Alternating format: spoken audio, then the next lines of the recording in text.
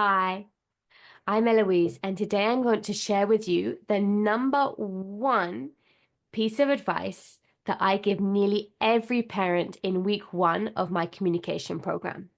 Now, this tip, it's not fancy, it's not new, and believe it or not, it's not even part of the core curriculum. But without it, nothing else in the program will work. So, one thing I see overlooked again and again, even by the most loving, engaged, and committed parents. So, what is it? It's pausing. More specifically, pausing for at least 10 seconds after you speak, model, or ask a question. I know it sounds too simple, but let me explain why this one shift is absolutely essential if you want to help your autistic child communicate more. So, firstly, pausing supports processing time. Here's the truth. Your child's brain likely processes language more slowly than yours. When you ask a question like, "What do you want for snack?" their brain needs to hear it, understand it, picture the answer, decide what to say, and then coordinate the motor planning to say it. All of that takes time. If you jump in too quickly, repeat the question, or change the topic, you're interrupting that process before it even finishes. Pausing gives their brain space to catch up and get the words out. Secondly, pausing builds thinking skills.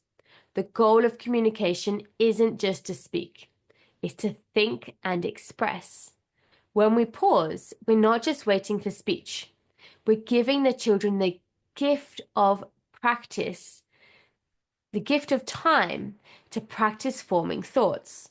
If they're always being prompted, redirected, or rescued with the answer, they never get the chance to actually work through thinking on their own. And thinking is a muscle. It needs time and repetition to grow. So by pausing, you're saying, "I believe you're thinking. I'm here and I'll wait for you." That kind of trust is powerful. Thirdly, pausing gives time to organize and produce speech. Even if your child knows the answer in their head, turning it back into words takes effort, especially for children with apraxia, motor planning challenges, or expressive delays. Speech isn't instant. It requires sequencing sounds, controlling breath, and coordinating movement, all of which take time. Pausing creates space for all of that to happen. It tells the nervous system you're safe. Take your time. And when they do respond, whether with a word, a gesture, or even a glance, that response is coming from a place of actual processing and effort. And that's the kind of learning we want to reinforce. So, what does pausing look like in real life? Let's make this concrete. You might say something like, "Do you want the crackers or the apple?" And then you pause.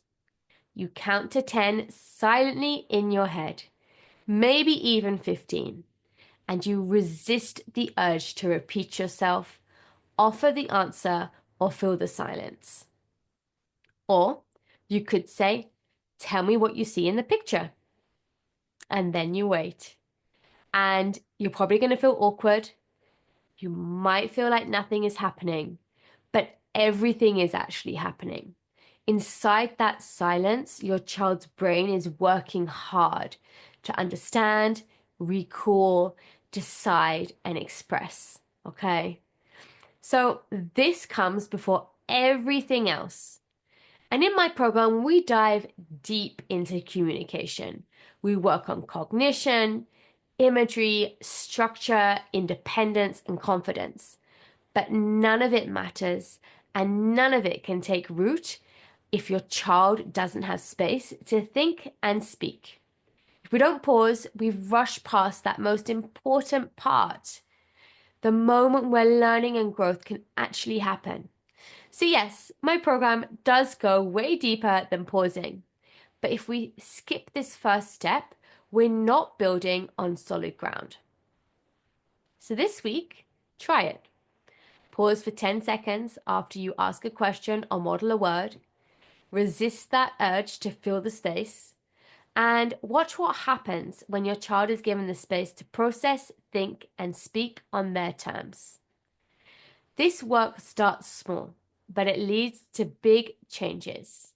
So, thank you for watching. If you liked it, please like, subscribe, or comment, and I'll see you in the next one.